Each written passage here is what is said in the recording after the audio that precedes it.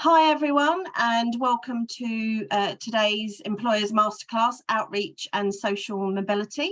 I'm Paula Kemp. I am the Head of Employer Engagement here at the SMC, and I'm delighted that you can join us today on this topic.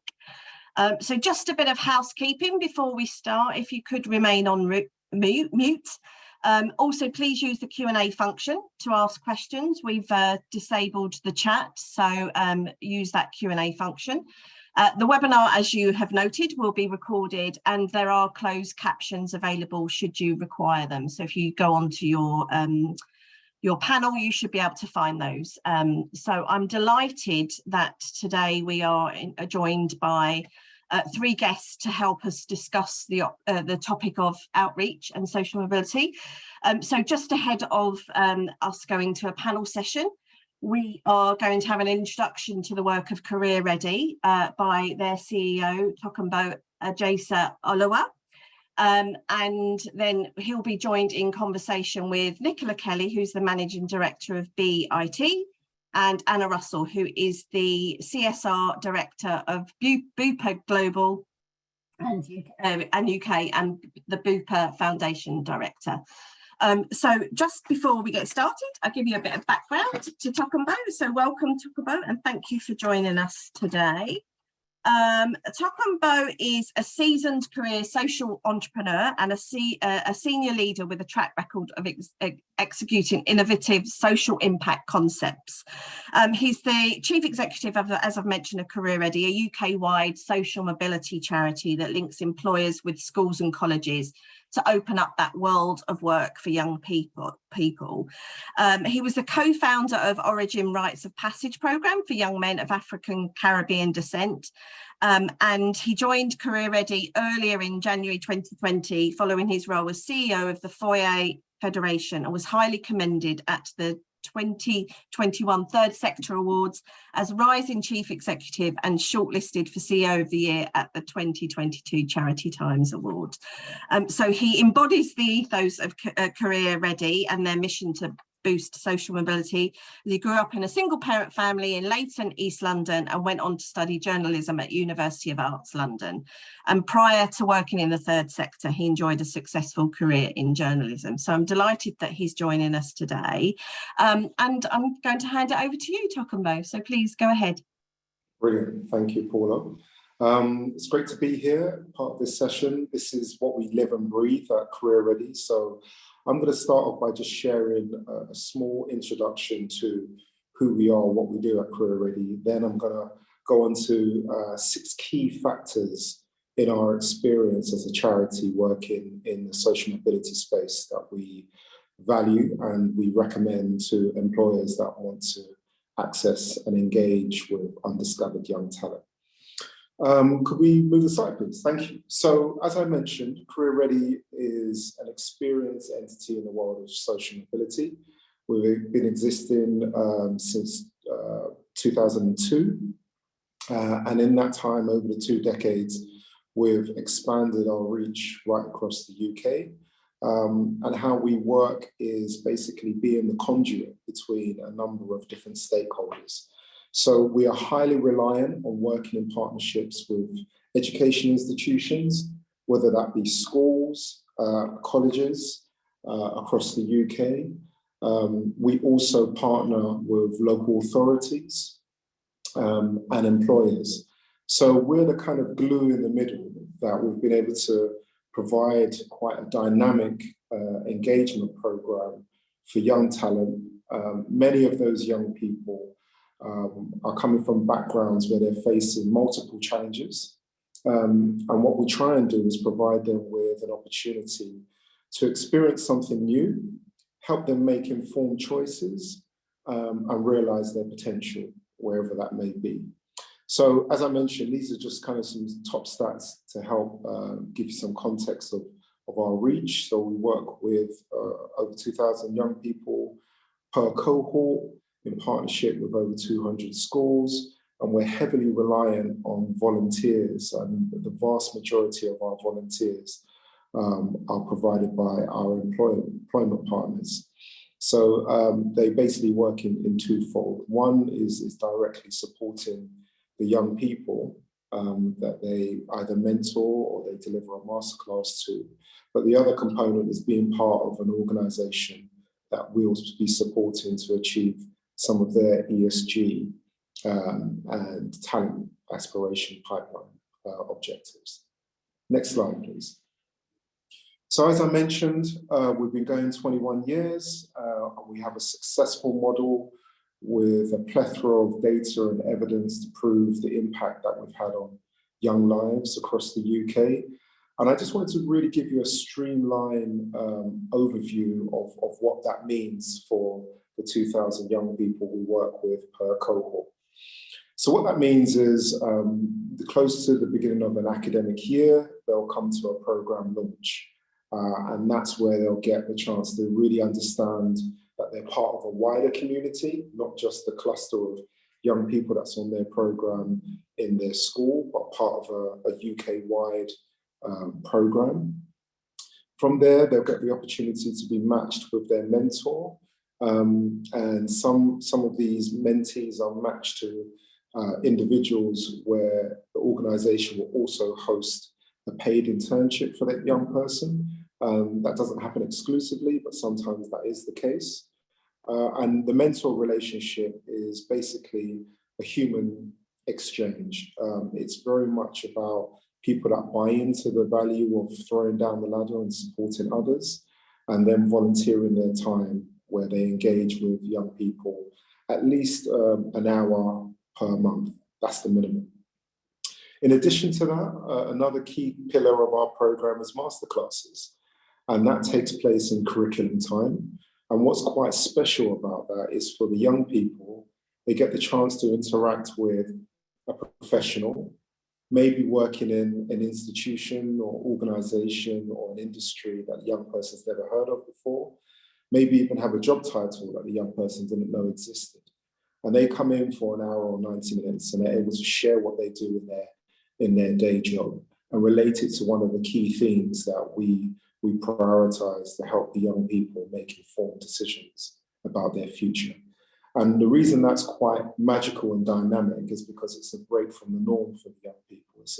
It's a new voice, and many of those masterclasses lead to aha moments for the young people that they're supporting.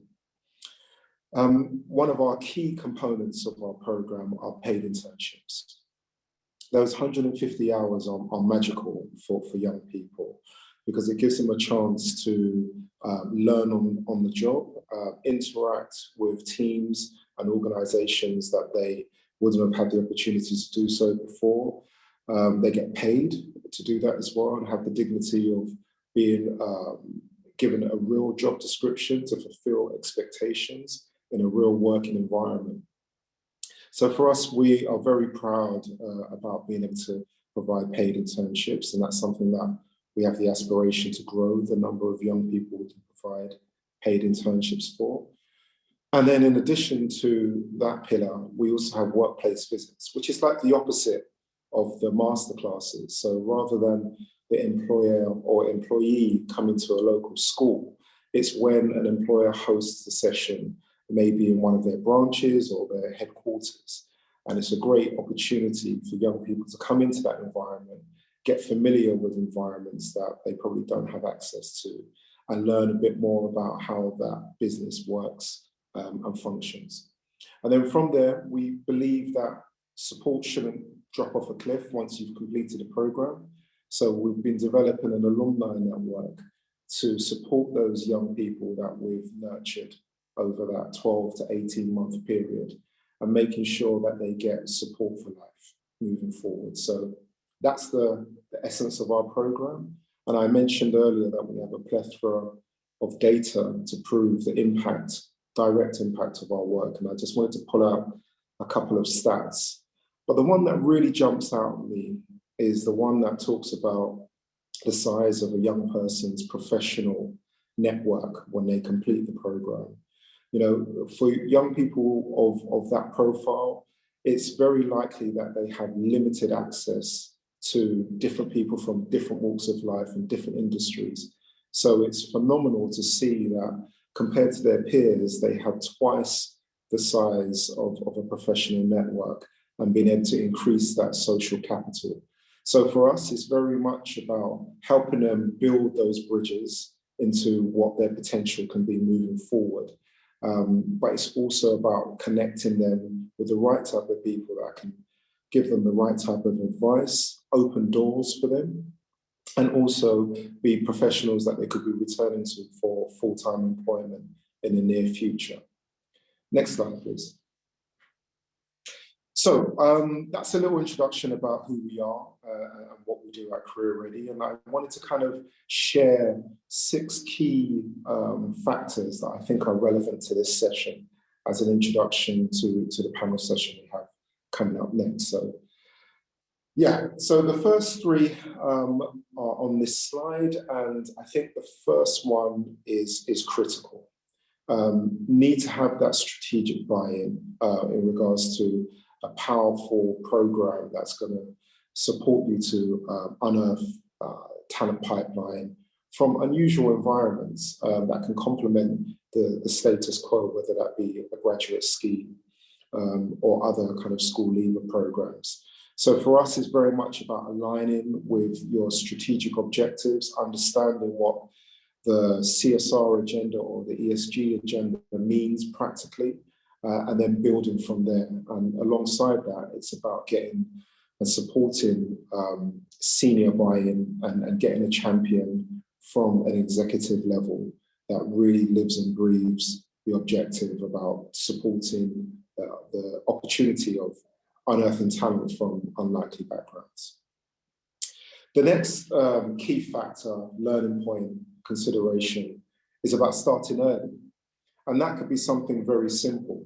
It could start from the notion of encouraging your employees to go back to their school and just do an assembly where they're talking about the business, they're talking about the key decisions they made in their life. It's very much about it being organic and authentic. And for us, we feel the earlier you're able to raise awareness around the type of organization that you are and the plethora of career paths that are within it, the better it is for young people to make informed decisions. And the third point of consideration and advice is about maximizing your engagement with apprenticeships. Apprenticeships have been around for many years, decades, in different forms, but the latest iteration of apprenticeships is really impressive. You've got a real spectrum, whether it's a level 1, level 2, or it goes up to degree apprenticeships. And for those businesses that are contributing to the apprenticeship levy, it's nothing short of criminal for not having a robust package that really helps you maximize that contribution towards the apprenticeship levy. And in our experience over the last 20 years or so, year on year, we capture data that tells us what positive destinations the young people move on to. And in recent history, we've seen significant year-on-year growth of those young people that are choosing not to go to university, but instead choosing to apply and commit to an apprenticeship, regardless of the level. Next slide, please. So for me, this next one is about culture. And it's really about understanding the difference of tolerance to celebrating. And I think that, you know, for us as a society, we're on a journey around that based on the language that we use and the kind of tone of voice that we have in businesses. But I think the key point here is about being brave, doing a self-audit on where the organization is, and then setting a robust, ambitious target about what celebrating diversity looks like within your business. And the reason that is a key nugget here is because diversity and culture are key factors to Generation Z. These are the types of things that they will want to know about your business and where you stand when it comes to inclusion and diversity. So very much in your interest, culturally and from a business lens, to prioritize that. The next is about building a youth positive culture. and that's about celebrating talent, regardless of how old they are, supporting them and focusing on retention, not just getting them into the business. So making sure that you have a level of flexibility and appreciating the trends of the latest generation. Generation Z and millennials of that ilk, they are very unlikely to stay within a single business for over a decade or 15 years plus, which has been a norm in previous generations. In actual fact, for Generation Z, the average expectation is 2.7 years in a single business before they move on. So that's a fact, and it's something around us as business owners. How do we respond to that? How do we create a dynamic workplace where we can maximize and inspire that young talent to either stay longer or maximize their stay whilst within the business? And the final key point that I wanted to kind of really focus on was really about showcasing that impact internally and externally. So it's about being proud about the changes that you're able to make and measuring those changes. So when I'm talking about measuring the changes, it's about how much engagement do you have within your local community? What does that look like? Do you interview and engage your volunteers about the impact that volunteering has had on their productivity and their professional development? There are many different ways in which we can celebrate and assess the impact of working in a program of this ilk, where you're working with young talent, you're building that talent pipeline, but at the same time, you're inspiring the existing workforce and building that into your culture and embedding it as a new norm. So these are kind of just 6 key top line kind of considerations that we've seen pay dividends to our partners. And as I mentioned earlier, we work with over 300 different businesses across the board. And it's great to be joined now in our next section with 2 of our existing partners that can obviously share a bit more about what they do to help with this subject matter of engaging and embracing young talent. Back to you, Paula. Great, thanks, Tokunbo. That's fantastic, and thanks for the lead-in to our fellow panelists as well. I think, you know, some standout points for me is the aha moment for young people in terms of not knowing what industries or what jobs are out there, and job titles. You know, there's new job titles coming out all the time, and you know, to keep abreast of that, and for career professionals in schools to keep abreast of that as well. It really does pay dividends when employers get involved in doing that kind of outreach activity. So thank you for that, and we'll explore some of those 6 key things with our panelists now. So I'm delighted to be joined by Anna Russell. She's the Corporate Responsibility and Sustainability Director for Bupa Global and UK, and the Bupa Foundation Director. Before taking on responsibility for Bupa Global UK's ESG agenda, she led their employer communications and engagement. She's passionate about helping build workplaces that prioritise conscious inclusion and diversity, and sits on the Bupa's apprenticeship board and mentors colleagues internally and externally. Bupa's purpose is to help people live longer, healthier and happier lives and making a better world. And, you know, with no shareholders, they invest profits into providing more and better healthcare for the benefit of current and future generations. So great to be joined by Anna. And we've also got Nicola Kelly, who's the Managing Director of BIT, which Nicola has over 17 years experience delivering top talent internationally in the technology, digital and business change sector. Joining BIT in 2017, she was appointed Managing Director a year later, and they have supported Career Ready for many years, from mentoring, paid placements and fundraising. And she became a member of the Glasgow Advisory Board in 2017. And they are a specialist tech recruitment company, a small to medium-sized business based in Glasgow. And they help shape careers and support employers, helping thousands of tech professionals make that right move into the industry. So delighted to be joined by both of you. So if I just head to our first question actually for Anna. Can you give us and the audience a quick insight into the outreach activity you undertake at Bupa? Oh, yeah, absolutely. And hi, everyone. And thanks, Paula. And thanks to Kumbo for a really great presentation as well. So there are two parts to what we do. So there's what the Bupa Foundation does and what Bupa does. So I'll just cover off both briefly. So the Bupa Foundation has been working with Career Ready for the past couple of years. So we provide grants to support a lot of their work in the Northwest. So all of the things that Kumbo was talking about in terms of being able to offer people mentoring, internships, career insight days, and all that work that goes on, kind of really deeply liaising with the schools and the students to make that happen. It doesn't happen by magic and it doesn't happen for free. So making sure that that can be supported. So that's one part of what we do through the foundation.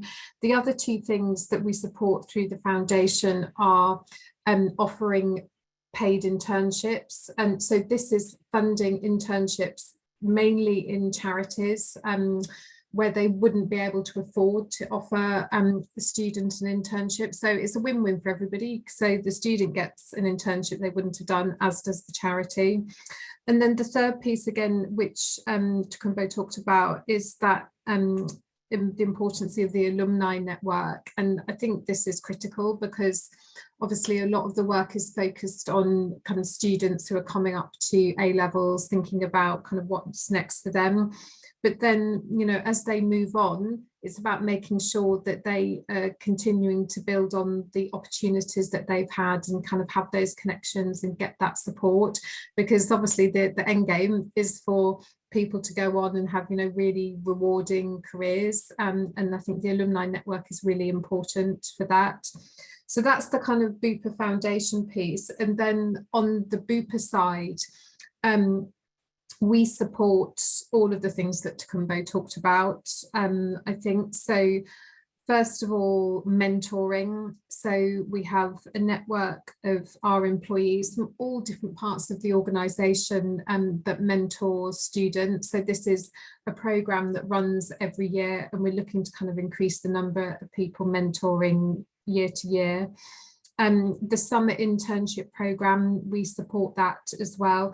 And last year was the first year we kind of really got serious about it. And again, it's something we're looking to try to grow year to year as well. And then the other things that we do, and these happen kind of throughout the year, are the face-to-face office days. So pretty much every month we host students coming into our offices. And, you know, I think for, you know, we can get blasé about our work environment, but actually it can be a really big thing and a different thing for a young person to kind of come into that environment. They probably won't have done anything like that before. Most of all, when they come to our city office, the two things that they like the most are the boardroom. It's like scenes of The Apprentice. They get excited about that. And we're super lucky because in our building, we've got a really amazing roof terrace that was run by the landlord, and it's got fab views over the city. So they take quite a few selfies up there. So, you know, just, you know, having that experience is great. And also for the people that run that on our side. So our building manager, you know, he really gets a lot himself out of helping us run those sessions and being able to kind of, you know, really share what his role is about. And then the last thing that we do is offer kind of those insight sessions as well. So this week we've been running masterclasses on wellbeing and resilience for students, and then we run other kind of masterclasses about things like, you know, building a personal brand, and they tend to be virtual sessions. They can be face-to-face sometimes, but they tend to be virtual. And actually when we do the internships, yes, we provide the internships, but we also aim to provide some kind of added value so the students get that kind of skill building stuff that goes on for them as well. So yeah, really great to be able to support the amazing work that Career Ready do. And you know, talking personally as well, I personally you know, have been mentoring for the past couple of years, still in touch with one of my mentees who's got a fantastic new job. And obviously hosting interns as well. So walking the talk as well as talking it. Brilliant, thanks, Anna. And I love the way your face lit up then when you were talking about somebody you mentored who's had success in terms of taking it, because I think that's, and we'll come on to talk about that a bit more later on in the conversation, but how the impact it has on us as individuals if we're involved in these sorts of programs. So thank you for that introduction. Nick, how about it for BIT? What outreach activity do you undertake as a small employer in Scotland, and why do you think it's important for inclusivity, especially around social mobility? Thanks, Paula. Thanks, Anna. Thanks, Tacumbo. Hi, everyone. So yes, like Tacumbo says, we support throughout all parts of the programme. We mentor, we host internships, we run some of the masterclasses up here in Glasgow.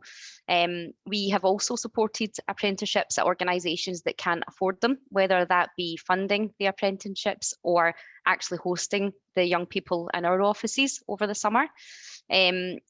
What we also do outside the programme, being recruiters, our teams are out speaking to organisations every day about their CSR, about their recruitment plans, their growth plans, talent pipelining, and every day we're out speaking to organisations about the great work that Career Ready do, really just trying to feed the message into the market about the value that it can add to their organisations as well as the young people.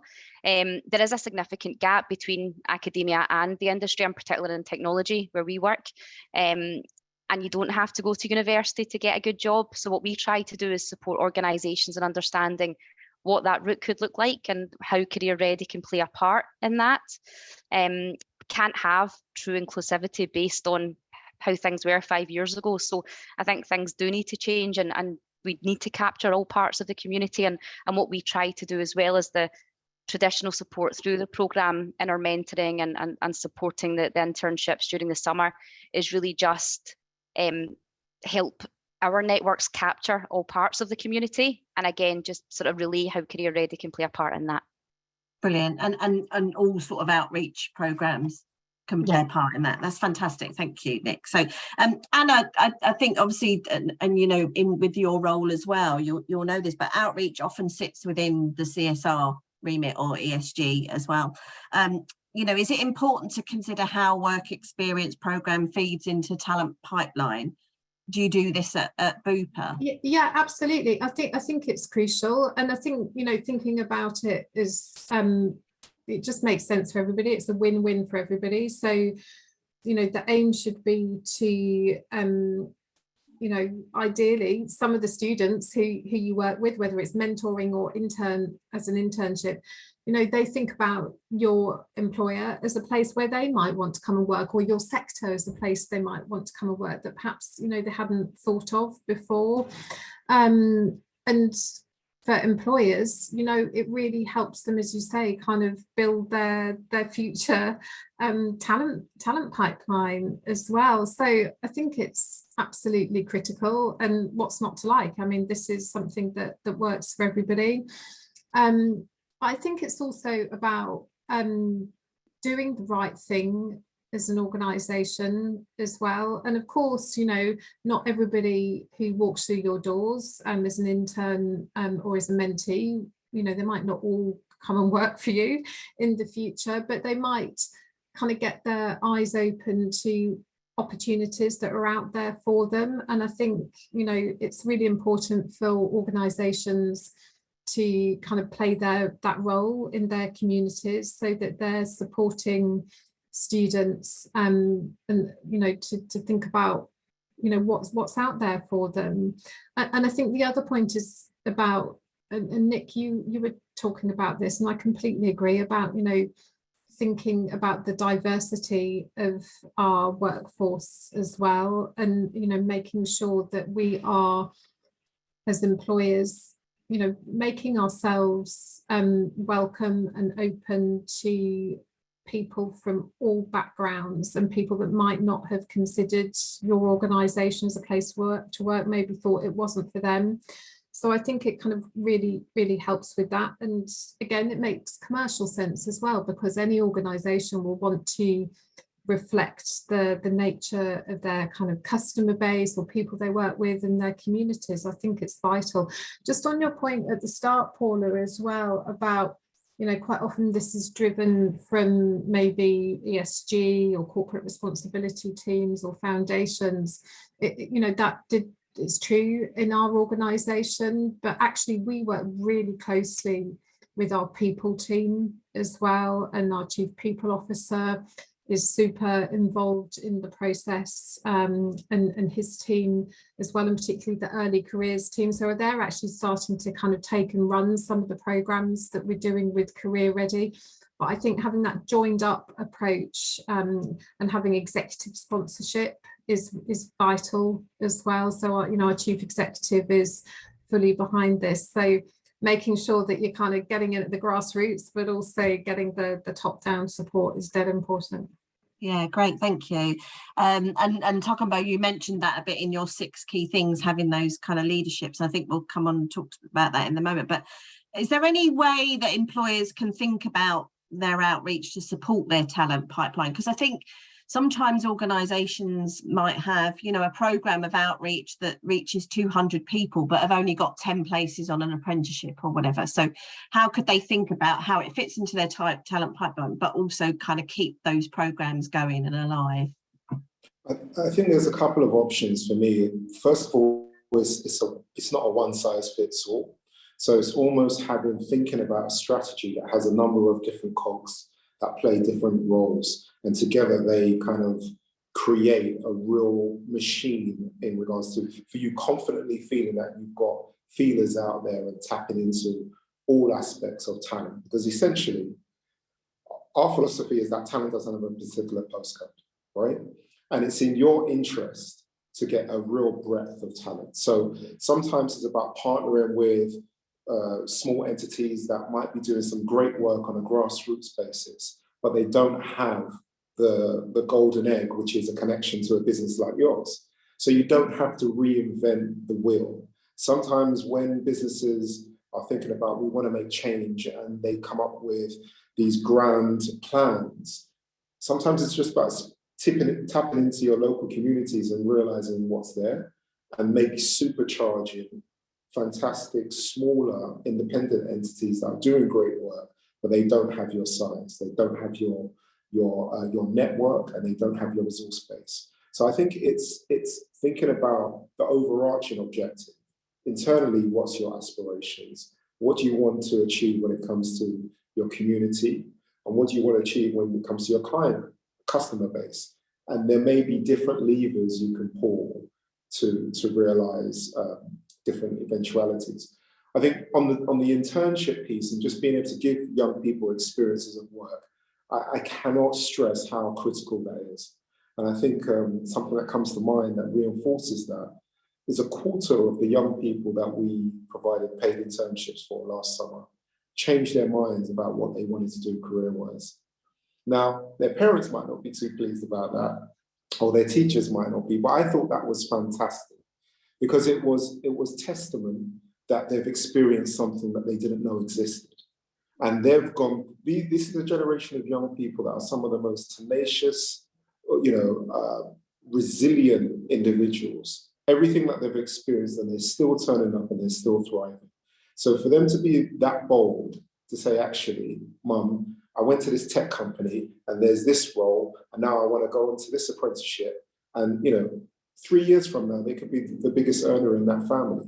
That is a reality that has happened in our past, and it could very likely happen within the next few months. So I think it's not a one-size-fits-all is what I'm talking about. Be brave, think creatively, and realize that collaboration could be a key factor to your success.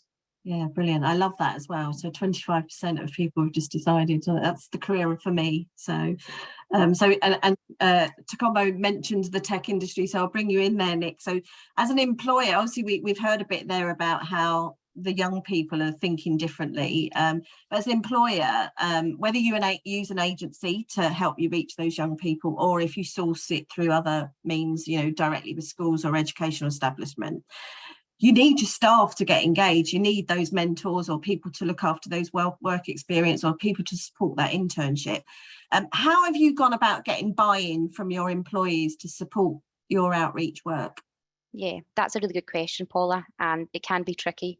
It can be tricky with us all being super busy. It was particularly tricky during the pandemic when we were trying to get our heads round how do we support these young people remotely? How do we still host their internships this summer? And it was more important than ever, like Tukumbo says, just with everything that generation has been through or we're going through. I think what we try to do at BIT is be inclusive. So the option to mentor is open to everyone from associate to director level within our business, so that as many people can get involved from different parts of the business. We really try to shout from the rooftops the value that the mentors get from the sessions internally. We've seen every single person that's mentored develop professionally and personally after being involved in the programme. And I think what's testament is that we haven't had any mentor who didn't want to mentor again. So they always want to mentor more than once, and it's not necessarily the year after they've mentored, but they always come back to it. And like Anna said, it's on the basis of those relationships and keeping in touch with your mentees and seeing that they actually have went to that positive destination with support of the programme. And I think we've touched on this too, but you can't do it without getting the leadership team on board.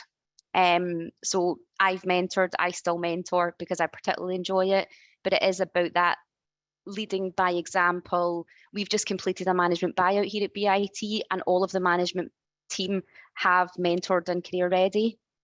So I think that's testament as to our commitment to career ready moving forward, because all the owners of the business have been a mentor. Yeah, we've managed that, and I think that is critical. But it's just about communicating the value that you get from giving up your time. Yeah, absolutely. And we did a masterclass about storytelling previously, and I think there's a really special story if you internally you can tell the story of a mentee's journey, but alongside their mentor talking together, and that's really great to hear that so many people are involved. Anna, Nick's spoken about that importance of buy-in, but have you seen a particular impact on hiring managers through outreach programs? Yeah, absolutely. So I would say, well, Tukumbo was saying about how some of the students thought differently about what job they might do. And I think, the kind of the shift in thinking that can happen during the process of an internship, yes, for the student, but also for managers as well. So, they start to think differently about the type of people they want to hire, kind of challenging any kind of set ways of doing things.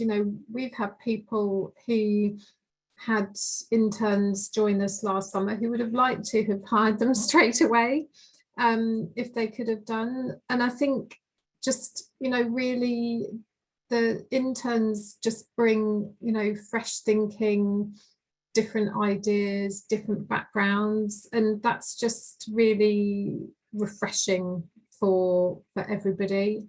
I think the other thing to say as well is that for some of our internships, we encourage people who aspire to be managers to take on interns as well. So they then start to get a bit more kind of people management experience. And it can be a really brilliant way for them to build their skills as well. So yeah, I think again, it's that two-way street, isn't it? Where everybody is getting kind of a benefit from it.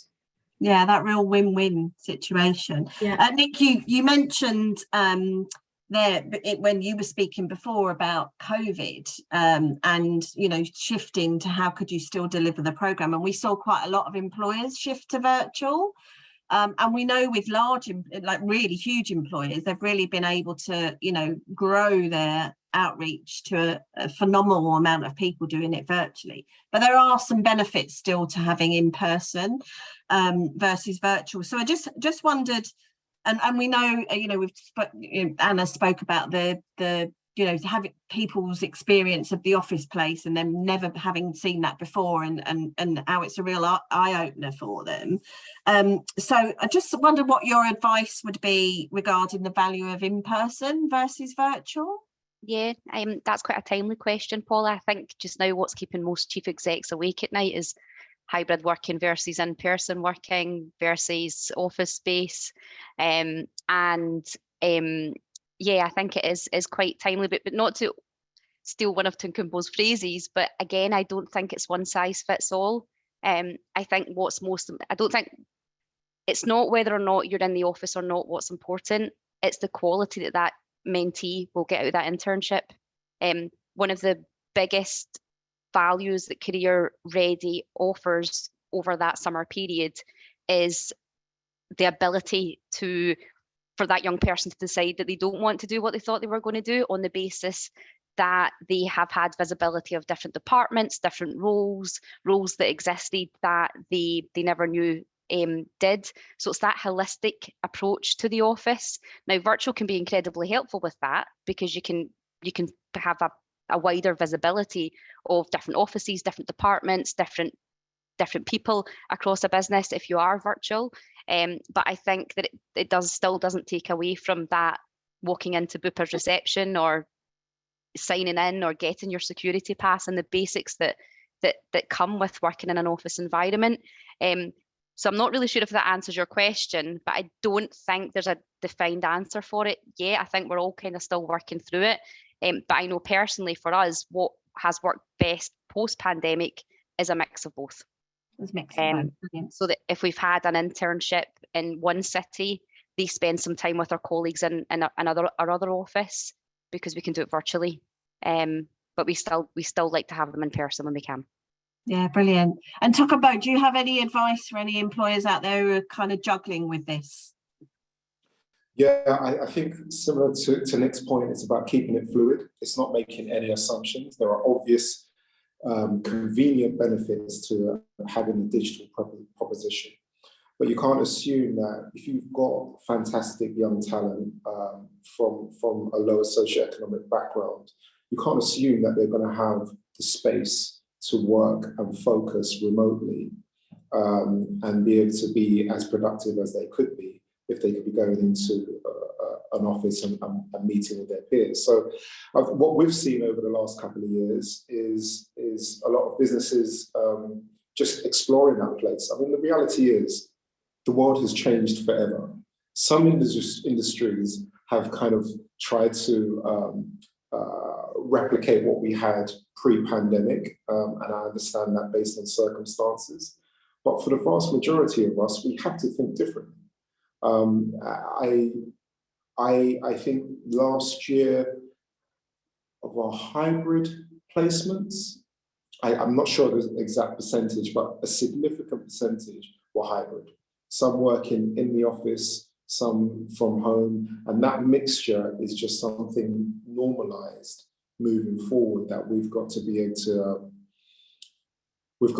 kind of adapt to as an industry of businesses, but also the talent is adapting to, you know. So it's a learning curve for both sides of the coin, not just the talent, but also the employers. Yeah, definitely. And I think, as Nick said as well, it's not just that outreach program, it's for all colleagues in a way, isn't it? In terms of, you know, some people are in, you know, like the hybrid, some people want to go back more, some people want to go back less. So it's for everybody, it's kind of a real learning curve. We've got some questions coming in on the chat, so I'm just going to ask you, actually, Anna, how do you measure and report on the success of your program? Oh, so on the Bupa side of things, so, you know, we track all the numbers, so number of mentors, number of internships, number of people attending sessions, but also then getting the feedback as well. So feedback from students, feedback from Bupa employees who are kind of volunteering or hosting interns. So a mix of both quantitative and qualitative, but also on the foundation side, obviously working with the Career Ready team in terms of the impact of the students that we support in that way. So I think as well, we'll track. We have had from a few years back, one person who was a mentee, and he came to work for Bupa. So increasingly we'll be looking at tracking the number of people who maybe then sign up to become an apprentice or come and work for Bupa in the future. So yeah, lots of different measures, but the simplest ones are obviously tracking your numbers. Yeah, great, thank you. And talk about, do you have any kind of, one of the things we saw with an employee consultation that we held at the end of last year is that a lot of employers are very much engaged in this space, and the majority have some sort of outreach, whether it's run through an organisation or independently, but they're finding it challenging to sort of measure the impact. Do you have any advice that you give to employers?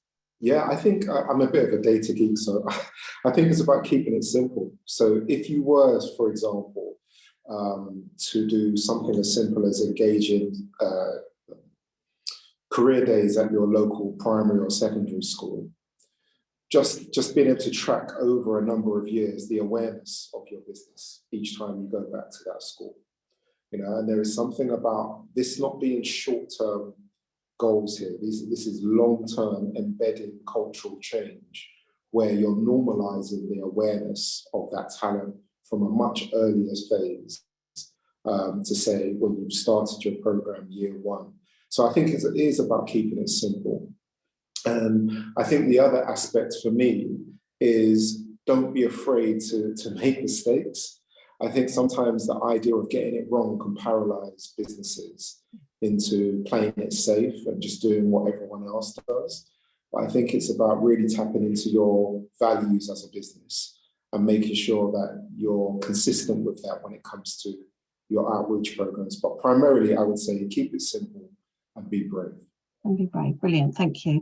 Well, I'll come back and I'll ask you to sort of close in for all three of you, I think. What would be your one nugget of advice for employers? But we've got a few questions in the chat, so I'm going to go to them first. So I think the first question is, are the opportunities that you offer only aimed at students and young people, or do you have something else that might offer sort of for career changes? So Nick, I might come to you first on that. Yes, of course. The Career Ready programme, it is for that demographic of 15 and 16-year-olds, young people in high school, going through exams at a critical point of making their career choices on how they get to their positive destination. To Kumbo, I don't know if you can add any more to that. No, I think that's our bread and butter. That's what we do. But we very much support that with the alumni network. That's all about the next phases. So yeah. Brilliant. And there are various kind of organisations that do a lot, especially in STEM, I think, in terms of that career change. So returners to work, really. People have had a career break for whatever reason that might be, care and responsibility, maternity, just a career break, wellbeing break, etc. So there are other organisations that can support that, but in particular we're talking today about outreach and young people, so that's great. In terms of, I think actually I'll come to both Anna and Nick on this. And so what advice might you have for smaller organisations that don't have a graduate scheme or an early careers team? I wonder, Anna, do you speak to anyone through the Bupa Foundation that you support? I know you support some smaller businesses to kind of take on some of these interns. What sort of challenges might they face in terms of if they don't have a graduate scheme or an early careers team, and who generally picks that up in an organisation? Yeah, well, I would say then you need to, have somebody who's passionate about making that happen in your organisation. And actually, if you don't have a grad scheme, then, I mean, obviously the Career Ready work isn't a grad scheme, but I think what a brilliant way to get going. Actually, it would be, a fantastic way to start. But, also kind of bit of reality check on that if you are going to commit to it, you need to kind of commit to doing it properly, and maybe then, start small. And see how you get on. I think, but I think it would be a brilliant way to, actually get get things moving in this area. Yeah, dip your toe in the water. That's it. Yeah. Nick, you're obviously a smaller organisation, so have you got any advice of? And yeah, we did exactly like Hannah said. We started small, and year on year, it's grown and grown and grown because we see the value, and it gets easier. I think this potentially the scariest thing for a smaller organisation is not having that structure and not having that support and not knowing what to do. I don't believe it's a nervousness around the mentoring. I believe it's a nervousness around the actual internship, not from a financial perspective, but actually, how do we give these young people value? What do we point them at? We need to give them a defined job description. What does that look like? And what I would say is Career Ready are awesome. So the structure of the programme is excellent and there's so much support. And it's a bit of a community too. So we all share information with each other. We speak to other smaller organisations and we say, this is what we did at first. This is what worked for us. This is actually what didn't work. So maybe don't try that. And we share information to try and learn from our mistakes, I suppose, like Tokumbo says, within the community. But you do see the value year on year, and it's a great journey for the leadership team to go on. Like Anna says, if you haven't built a grad scheme or you haven't got a young people scheme, it's a huge, your business takes a huge leap in maturity by having this in place.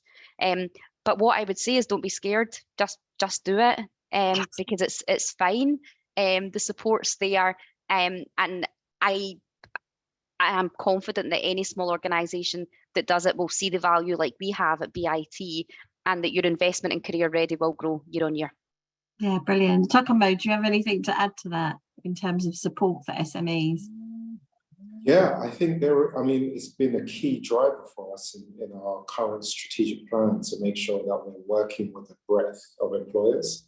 Not every young person will have an aspiration to work for, a FTSE 350 business. Some people will have aspiration for working for, a two-person social enterprise in their local town or village, and that's perfectly fine, and we define that as a success. So there isn't a hierarchy of signposting a young person to certain organizations. I think we have purposely built that support infrastructure to make sure a spectrum of organizations can connect with us. Yeah. And as Nick said, over a period of time, it definitely gets easier. But it's just maybe that first step. And, as an introduction, we can introduce you to 2 or 3 smaller organizations that either might be of a similar size to you or work in a similar industry, where you can get that confidence built initially before making any commitments. And this is what we're trying to tackle here is bigger than any one intervention. Yes, we're a social mobility charity, but there are a number of social mobility charities out there. So for us, the same way we're inspiring businesses to collaborate and work together, there are a number of choices out there for smaller businesses, and we can connect the dots. And if we're not the right one, we can signpost to a trusted ally as well. Yeah, definitely. And in a previous life, I worked for an organisation where we used to part fund internships into SME businesses, and those SME businesses, something like 67% of them took those interns on after they'd completed. So I know that, for them, it's a good pipeline for a lot of SME, I'm talking very small businesses of like 5 people, and they manage to host interns for 12, something like 12 weeks. So I know it is possible, but you have to invest, definitely, but you get the reward back. Absolutely. So brilliant. Thank you. I'm just going to go to one final question before I then ask you to sort of a quick one thing to take away is, what's your main factors, and I think Tokumbo will come to you on this one, in IDing the young people you work with, and do you have a direct role in recruiting them, or do you delegate that to your partners?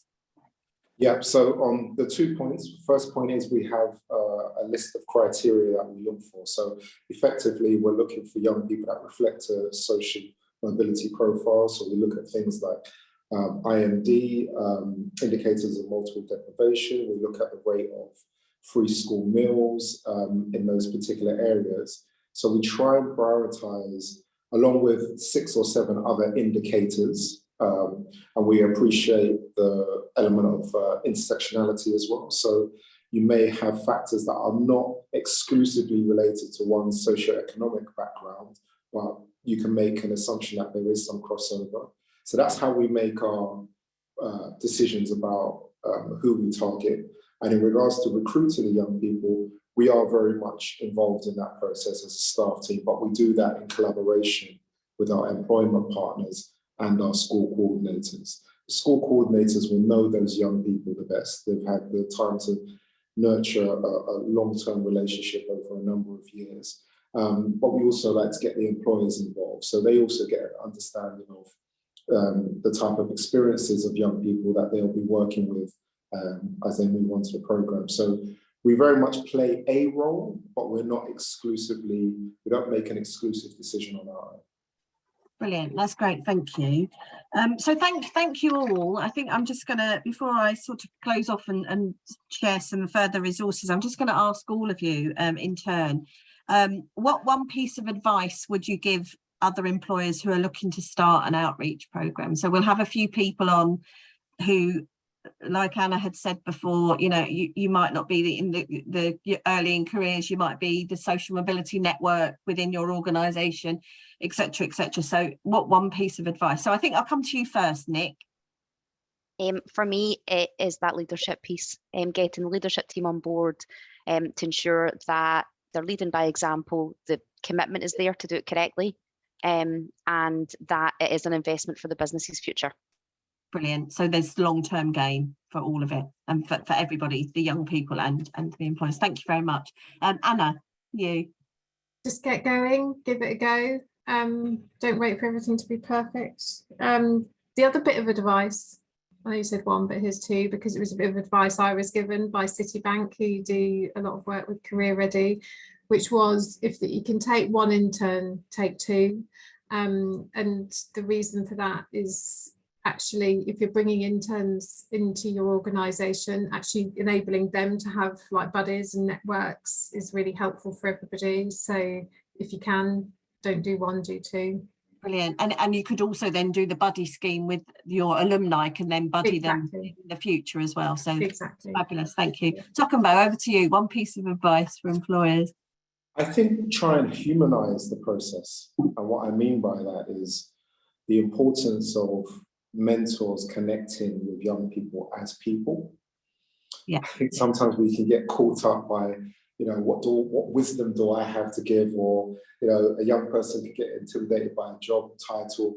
It's just being able to take all of that away and focus on it being about human connection, because some of the best mentor relationships can last decades. So that's what I would focus on, is making sure that you have a humane component within whatever program you decide to establish, whether that's with Career Ready or any of the other fantastic interventions out there doing this work. That's brilliant. Thank you very much. And I think there's also with that is the like you say, anyone could be a mentor. So you can have from the leaders to, you know, someone who was on the mentoring program the year before. So it's that pay it forward. So if you've been, most people have had the experience of a wonderful mentor throughout their career. So if you've done it, then absolutely go back and do it again. So I'd like to thank you all for your time today and your insight and your wisdom and sharing it with our audience. So thanks for that. I'm just going to then just share with people the